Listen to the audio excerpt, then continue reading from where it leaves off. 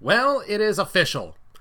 We have our first furry convention that has reached 5 figures in attendance. How do you like that? Midwest Furfest been around since 2000, and after all this time, has reached over 10,000 attendees. To be exact, the preliminary attendance, 10,710. So, yeah, no con has ever reached that level before. And I will get to my experience in just a minute. But another number that has really gone off the charts. Amount donated to Sit Stay Read, $92,700. These are insane numbers. I have never seen numbers this high for a FurCon before. This is insane levels. So I can only imagine what is going to happen next year. Did they ever say what their theme was going to be? Yeah, the theme will be 20th birthday. Well, that's right. It's going to be their 20th year being a FurCon. And who did they? It says that they've chosen a guest of honor. Who is it?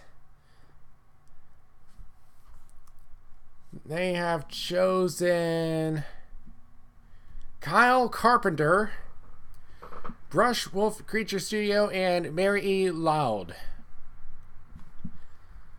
Alright. But anyway. I didn't get there till Saturday night. But I did hear that pre-reg was pretty much the whole con for them. As I see the meme going around of Fairly Odd Parents clip going up the escalators, I was like, when do we get to the ride?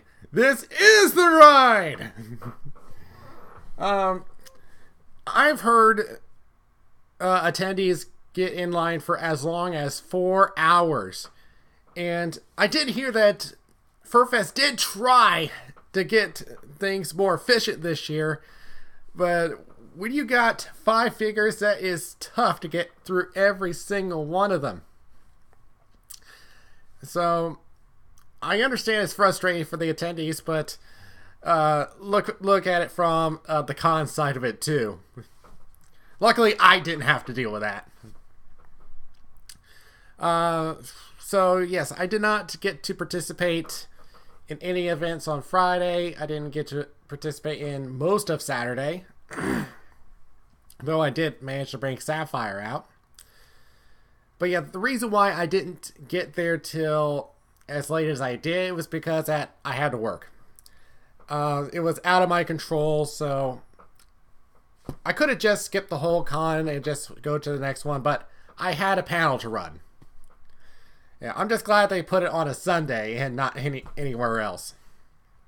But yeah, my panel did start off a little slow as far as attendance, but it did pick up, and it ended up being pretty good. I might end up doing it for BLFC too. We'll see what happens. Which, speaking of, the first round of hotel rooms for BLFC has come and went. I did not get picked for any of those, but there are 2 more rounds coming up, and you'll get to apply to that raffle this coming weekend. But anyway, so Saturday night was just me just catching up with some friends, and I had to get a temporary badge because registration was closed at the time. And I had to look up what I had to do, and I had to put in a $20 deposit. And then when I return the badge, I'll get my $20 back. So yeah, I just brought Sapphire out, have her walk around just a little bit. And as usual, got quite a bit of attention. I did manage to go to the dealer's den the next day and got some cleaning spray. Because the container I have her in, it was getting musty, so I had to fix that up and spray the whole thing down. But I stayed at the DoubleTree because that I thought it was connected to the Sky Bridge. I was wrong. In order to get to the Sky Bridge from the DoubleTree, you actually have to walk through the parking garage. And I didn't find out till later that if I had been in the Embassy Suites, it would have been worse, as you had to actually go outside in order to get to the Sky Bridge. Now, this is important to me because, as I've mentioned before, Sapphire has airbrushed wings, and I cannot have it near any liquid. And since there was a blizzard out earlier that week, I just could not risk having her out in the middle of the street. Now, luckily, I did manage to traverse the parking garage okay, though it also meant that I had to do the 10-minute walk all the way to the hotel. And the Skybridge, I know that in the past there's been complaints about how hot it is in there, but this year wasn't that bad. It was, one part of it was cold, another part of it was hot. So at least I get some bursts of cool air. What else do I need to mention? But yeah, I did meet up with friends. I did manage to attend the Drag It show. Of course, I was unable to do Whose Line. That was on Friday, and of course, I was unable to do that. As that's usually one that I go to, but so what can you do? So Sunday, Sunday was just me just talking to everybody, and like I said, doing my panel, having Sapphire out. And yeah, I could have done my report earlier this month, but unfortunately I caught a cold. Now, I do not believe it was con crud because the people living here, there's one that actually did catch a cold, and I might have caught it from her. So I don't believe it was from the con. Now, as far as giving you video for Midwest Furfest, I don't have any. I'm sorry. I usually do record a video for fur cons every con I go to. So why didn't I record any video? I didn't have enough time. There would just be no purpose of me just recording the end of the con, and I can't record while in fursuit at the same time. So yeah, I just didn't have any time to record any video. But I'll try to do it the next time around. Right now, my next con is currently a local one, Anthro Crossroads East in Raleigh, North Carolina. Only an hour drive from me. So, and I do expect to be one of your DJs there. And this one will take place at the Embassy Suites, which is only a short distance from the RDU airport. Last time we had it at the Hampton Inn at Crabtree Valley. There isn't that much space to work with in there, and we only have so much space. So hopefully trying to grow out of that and try to expand it. After that, I do plan on Fur Squared in Milwaukee, and I'm definitely planning on Biggest Little Fur Con. Like I said, I'm working on getting a room. They're doing a raffle this time around just because of the high demand. But if you haven't been to Reno, great place to go. I highly recommend it. Alright, other stuff that has been going on. Now, I don't use Tumblr, but it seems that there's some chaos going on over there for those that are using it. Some time ago, Tumblr has said that all adult, not safe for work stuff will need to be removed from their website before December 17th. So that's in 4 days as of this recording. Any post that is deemed to be adult content will be switched automatically to private mode and not viewable by the public.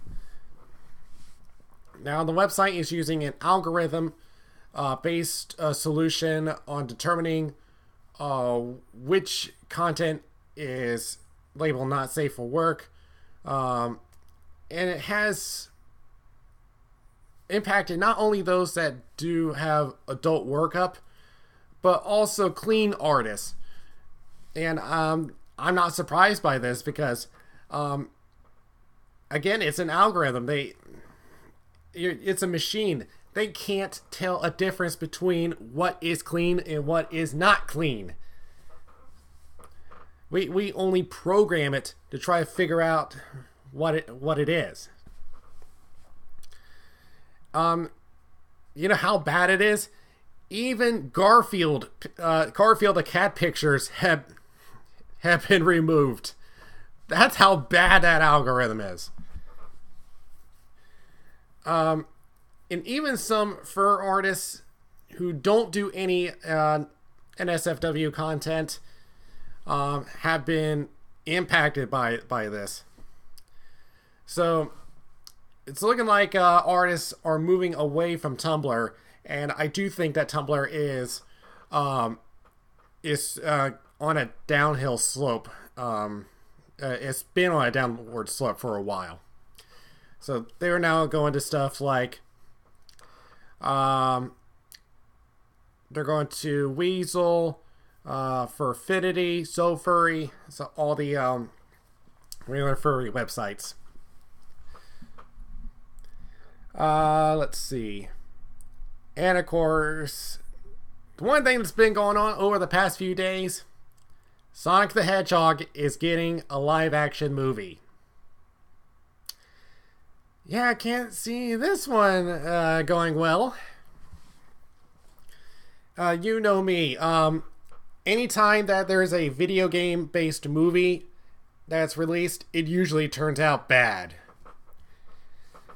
Yeah, I can't remember one video game movie that was good.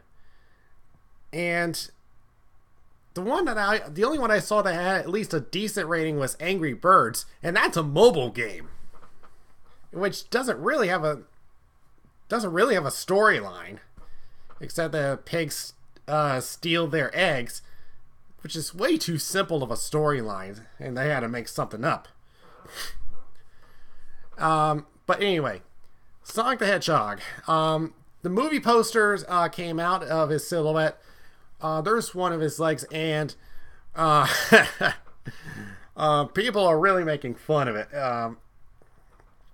about how creepy it's going to look, and just the fact that we got a camera angle from his crotch. Yeah. And there is a supposedly leaked movie poster that came out of what Sonic is going to look like. Again, I don't know if this is actually a movie poster or not, but if it is, I don't think this is going to work. Because have you ever had that feeling where you look at something and you get the feel that something is not right with it, but you can't put your finger on it? That's how I feel about it. There's something about this Sonic that I can't put my finger on that just doesn't look right. I don't know if it is because of his structure or just how he looks. I don't know.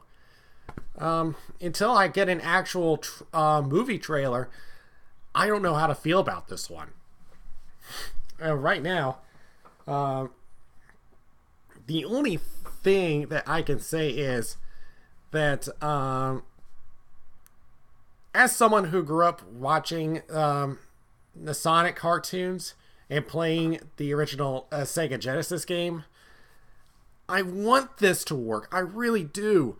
but with the reputation that these video game movies have, I just don't have any faith in it. We'll have to see what happens. And I even found out now this movie was actually in the being advertised since because I found this article that was all the way back in August, and it was talking about who was going to play Dr. Eggman or Robotnik, whatever. I don't know what you call him now, but they chose Jim Carrey to perform him. And I look at the photo. I was like, oh my god, this is so.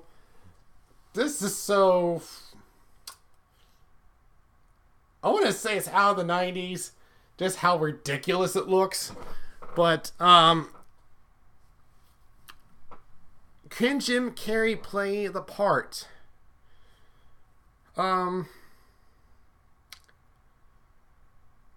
Maybe. I mean, he's eccentric. I'm trying to get him in Robotnik's voice, and I can only think of him in that Grinch character, which I don't know if it fits. Again, I have to listen to how he performs to know for sure. But anyway, I really don't have much on upcoming events. There really isn't much. We only have two. That's Furfest and New Year's Furry Ball, all at the end of the month. There isn't really much going on. So, but yeah, that's pretty much it. I'll do one more video at the end of the year, and then we'll see what happens. All right, so this dragon's mouth is now closing.